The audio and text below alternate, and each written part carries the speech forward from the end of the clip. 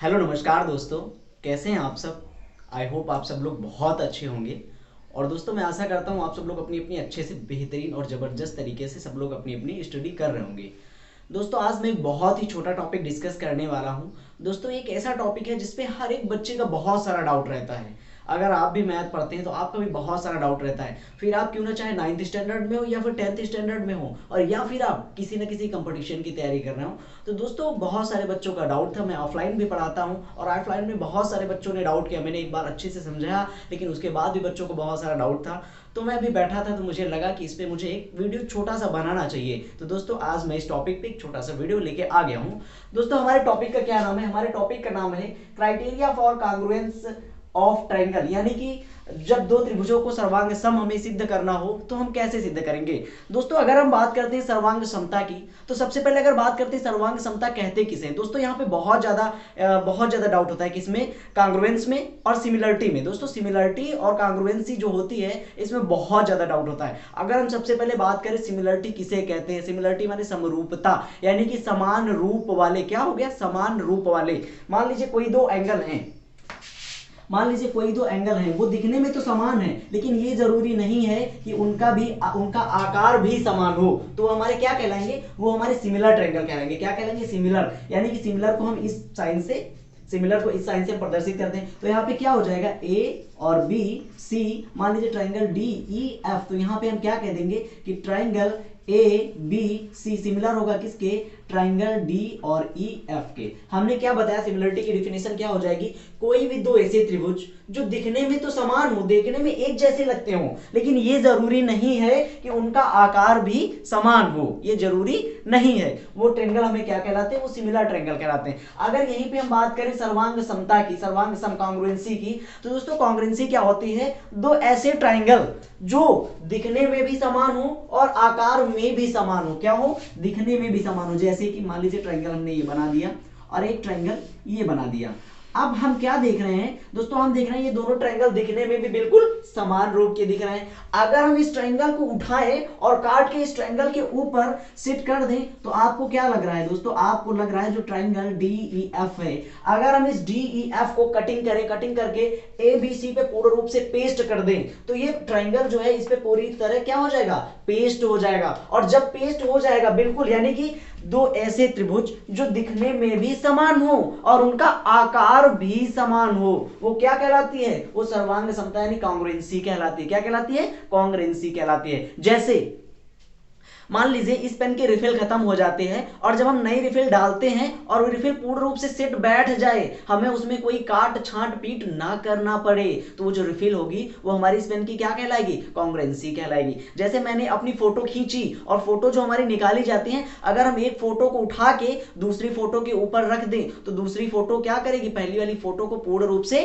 Cover कर लेगी। और जब ऐसा कवर कर लेती है तो उसे हम क्या कहते हैं? उसे कांग्रुएंसी यानी कि सर्वांग समता कहते हैं। दोस्तों अगर हम बात करें कि सर्वांग समता को, दो ट्रायंगल में सर्वांग समता अगर प्रूफ करनी हो तो हमें क्या करना होगा? देखो यहां पे हमने ट्रायंगल पहले से ही बना रखे हैं, वो इसलिए बना लिया है क्योंकि टाइम बहुत ज्यादा वेस्ट हमारा ना हो और हम बहुत छोटे से वीडियो में एक अच्छे टॉपिक को समझ सके। तो दोस्तों यहां पे हम पांच टाइप से सर्वांग समता को प्रूफ करते हैं। देखो हमने सिमिलरिटी पहले ही पढ़ा दी थी। सिमिलरिटी और कांग्रुएंसी जो होती है इसमें बहुत मतभेद होता है। इसको बच्चे क्या करते हैं? एक ही में मिला देते हैं और बोलते हैं सर इसमें बहुत ज्यादा डाउट है। तो हमने यहाँ पे स्पेशली कांग्रुएंसी के लिए इस छोटे से वीडियो को बनाया है। दोस्तों देखो यहां पे हमें अगर दो ट्रायंगल में कांग्रुएंसी को प्रूव करना है तो हमें क्या करना होगा? इसके पांच टाइप होते हैं, यानी कि पांच तरीके से हम प्रूव कर सकते हैं। कैसे? नंबर फर्स्ट हो गया एस ए एस, सेकेंड क्या हो गया? ए एस ए, और थर्ड क्या हो गया? ए ए एस, फिर फोर्थ क्या हो गया? फोर्थ हो गया S S S, and fifth हो गया आर एच एस। दोस्तों आप बात करते हैं इनका फुल फॉर्म क्या है।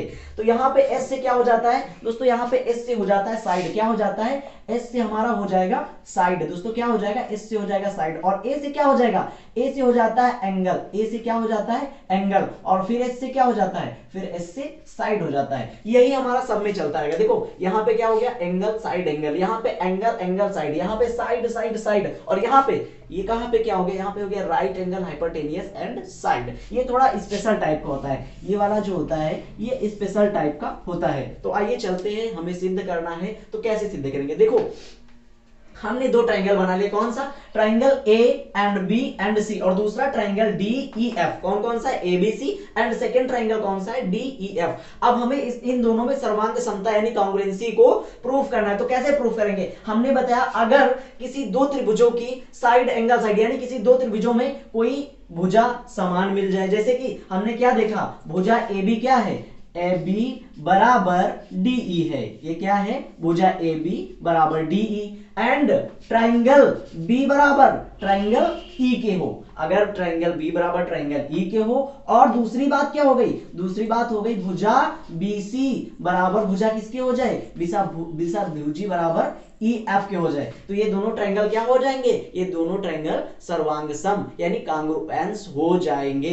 ये बात आपको समझ में आ रही है कि नहीं आ रही है, जो मैं समझाना चाह रहा हूं? अच्छा, अब आपके मन में एक छोटा सा डाउट हो रहा होगा कि ये एंगल कैसे समान करेंगे। दोस्तों, ये हमें समान बिल्कुल नहीं करना है। ये हमारे टॉपिक में दे रखा होगा। क्या दे रखा होगा? किसी त्रिभुज एबीसी में कोण बी कोण ई के समान है। फिर क्या दे रखा होगा? भुजा ए बी भुजा डी ई के समान है। फिर दे रखा होगा भुजा बी सी भुजा ई एफ के समान है।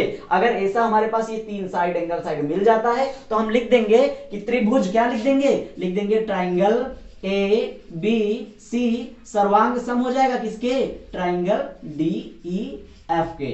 अतः इति सिद्धम, यानी कि ये प्रूव्ड हो गया। इति सिद्धम।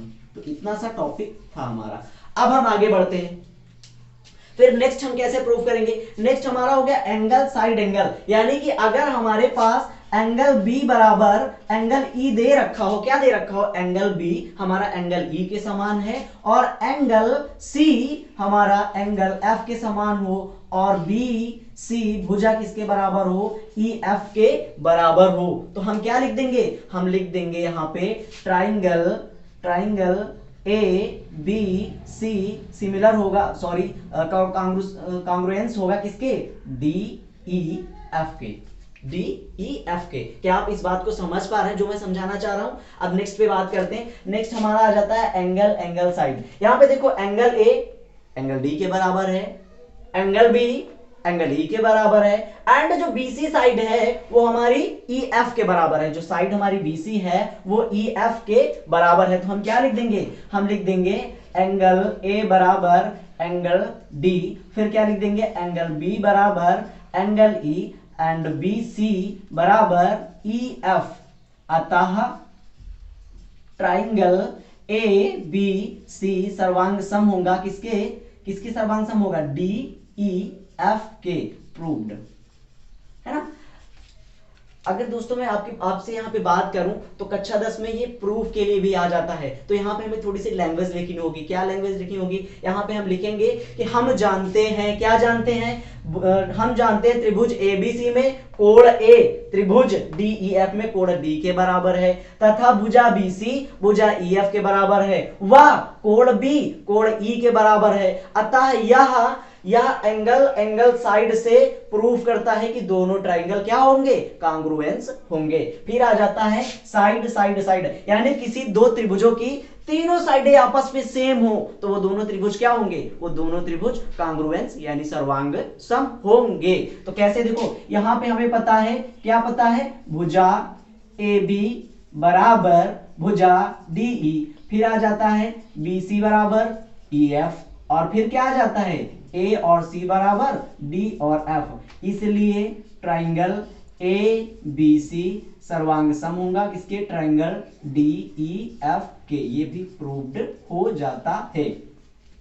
अब हमारे पास नेक्स्ट कौन सा बचता है? राइट एंगल हाइपोटेनियस और साइड। देखो, इसमें क्या कहा गया? हाइपोटेनियस की बात की गई। तो हाइपोटेनियस हमारी कौन सी हो जाती है? हाइपोटेनियस यानी जो 90 डिग्री के सामने वाली साइड होती है वो हमारी क्या हो जाती है? वो हमारी हाइपोटेनियस हो जाती है। तो इसमें 90 डिग्री के सामने कौन सी साइड दे रखी है? ये वाली साइड दे रखी है। अब उसने कहा है कि दोनों ट्रायंगल में एक तो 90 डिग्री होना चाहिए, अगर समकोण त्रिभुज है तो एक स्वाभाविक 90 डिग्री होगा, और दूसरा हाइपोटेनियस दोनों सेम होनी चाहिए, और कोई एक अन्य भुजा भी बराबर हो। क्या कह रहा है? कोई एक अन्य भुजा भी बराबर हो तो दोनों ट्रायंगल क्या होंगे? कांग्रुएंस हो जाएंगे। देखो, यहां पर भी हम लिख देंगे कि त्रिभुज ए बी सी में ट्राइंगल बी बराबर ट्राइंगल किसके हो जाएगा?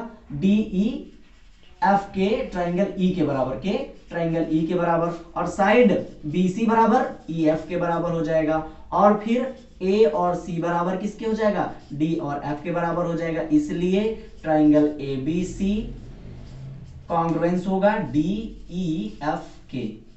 तो क्या आप इस बात को समझ पा रहे हैं जो मैं समझाना चाह रहा था? देखो कॉन्ग्रुएंसी जो होती है वो 5 तरीके से हम प्रूव कर सकते हैं। नंबर 1 साइड एंगल साइड, फिर एंगल साइड एंगल, फिर एंगल एंगल साइड, फिर साइड साइड साइड, और फिर लास्ट में कौन सा रहता है, RHS यानी कि राइट एंगल हाइपोटेन्यूस साइड।